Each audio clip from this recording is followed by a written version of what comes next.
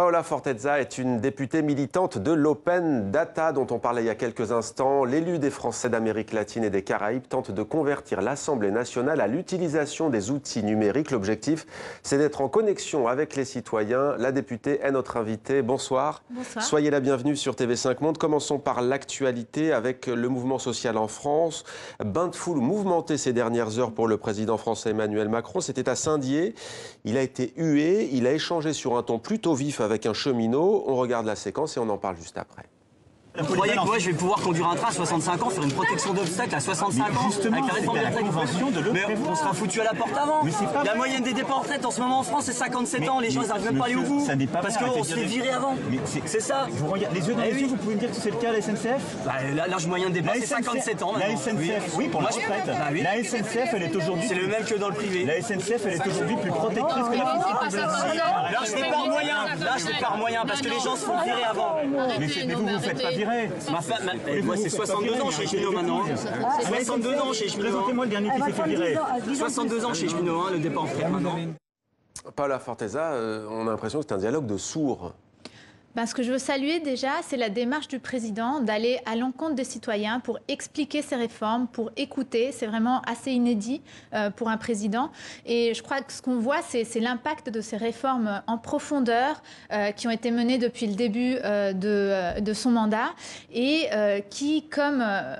voilà, il y a beaucoup de chantiers qui ont été ouverts en même temps et c'est normal quand on fait des choix, quand on lutte contre l'immobilisme, quand on veut vraiment prendre des décisions, qu'il y ait des personnes qui ne soient pas d'accord, qui s'expriment. C'est normal qu'on puisse les entendre, mais il y a des limites. Il y a des limites, c'est la violence, c'est le fait que des usagers de services publics soient pénalisés dans la durée. C'est le fait, par exemple, dans les lycées, que les personnes qui veulent passer leurs examens et qui y tiennent ne puissent pas le faire.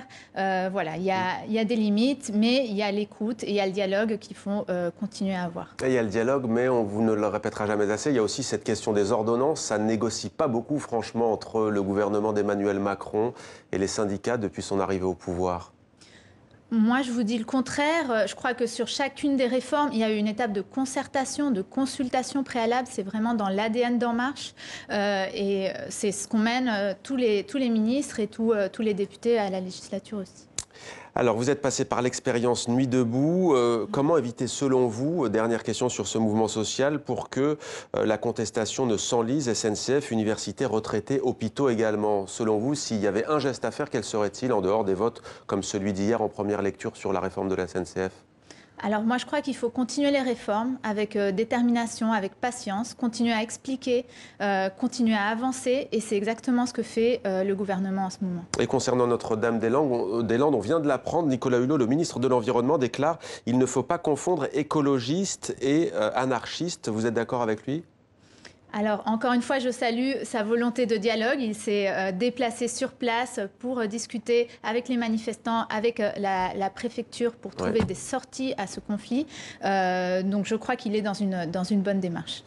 L'un des dossiers que vous suivez de près, c'est celui du Mercosur, ce marché commun sud-américain qui compte aujourd'hui notamment le Brésil, l'Argentine, Paraguay et Uruguay, puisque l'Union européenne négocie avec ces pays pour essayer d'établir un accord de libre-échange. Hier, on a vu à Bruxelles, mais pas seulement, en Europe, des paysans manifester.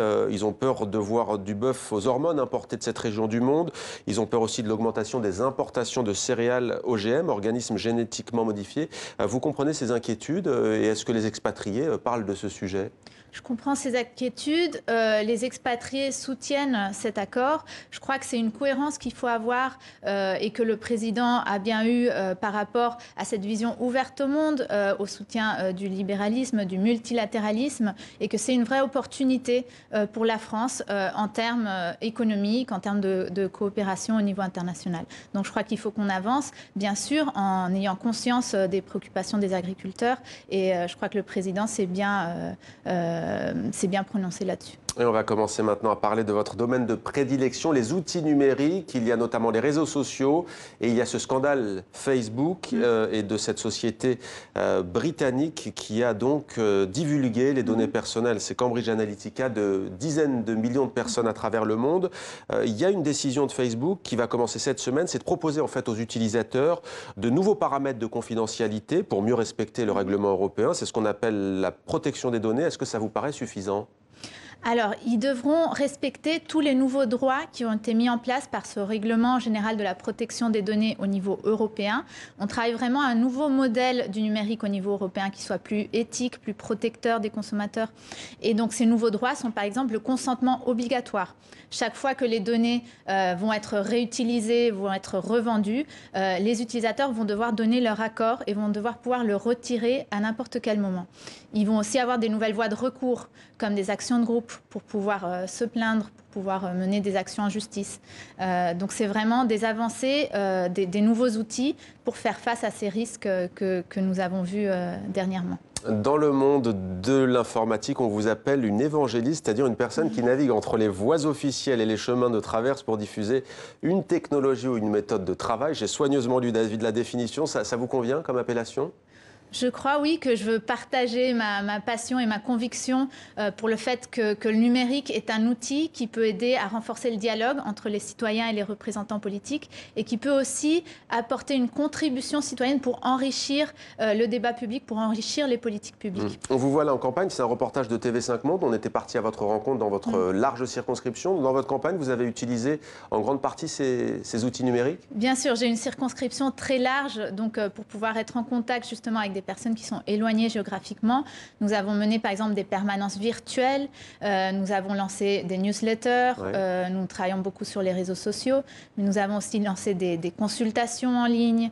J'ai aussi mis mon IRFM, c'est-à-dire mes comptes de campagne en open data, mon agenda en open data pour que chacun puisse suivre mon activité. La permanence virtuelle, concrètement, comment elle se matérialise ? Vous êtes dans votre bureau, vous êtes chez vous et pendant un certain nombre d'heures, il y a des échanges avec les lecteurs. Je donne rendez-vous aux personnes, aux internautes et nous pouvons discuter librement en ligne.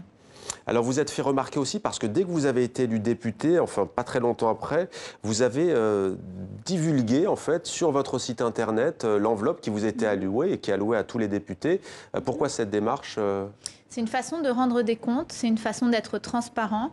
La transparence, il ne faut pas avoir peur. Il faut se dire que c'est une façon aussi de casser des fantasmes, de donner confiance aux citoyens. Et si on n'a rien à se reprocher, il n'y a pas pourquoi cacher cela. La transparence donc, mais aussi une meilleure connexion, dites-vous, avec les citoyens. Vous êtes rapporteur du groupe de travail qui s'appelle Démocratie numérique et nouvelles formes de participation citoyenne. C'est dans le cadre de la réforme de l'Assemblée nationale, réforme institutionnelle. Concrètement, que proposez-vous à vos collègues députés ?